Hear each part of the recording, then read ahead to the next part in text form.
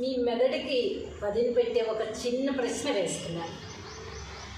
దానికి సమాధానం చాలామందికి తెలిసే ఉంటుంది. కింద కామెంట్లో మీ ఆన్సర్ తెలియజేయండి, ఓకేనా?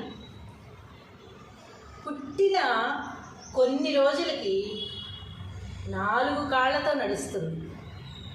పుట్టిన కొన్ని రోజులకి 4 కాళ్ళతో నడుస్తుంది. ఆ తర్వాత కొంచెం పెద్ద అయిన తర్వాత, పుట్టిన చాలా సంవత్సరాల తర్వాత 2 కాళ్ళతో నడుస్తుంది. 4 కాళ్ళతో నడిచేది కాస్త 2 కాళ్ళతో మాత్రమే నడుస్తుంది. ఆ తర్వాత ఇంకా కొన్నాళ్ళు అయిన తర్వాత 3 కాళ్ళతో నడుస్తుంది.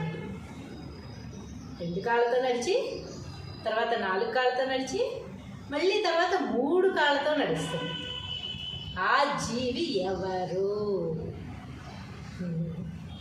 దీనికి ఆన్సర్ మీకు కామెంట్ రూపంలో తెలియచేయండి. మీకు అందరికీ తెలిసే ఉంటుందని నేను భావిస్తున్నాను.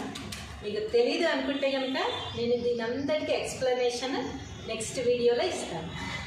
అది షార్ట్ వీడియో, అది లాంగ్ వీడియో ఉంటుంది. ఇది దాంట్లోకి వెళ్ళి చూడాల్సి వస్తుంది. ఇది షార్ట్ కదా, అది వీడియోలో చూడాలి.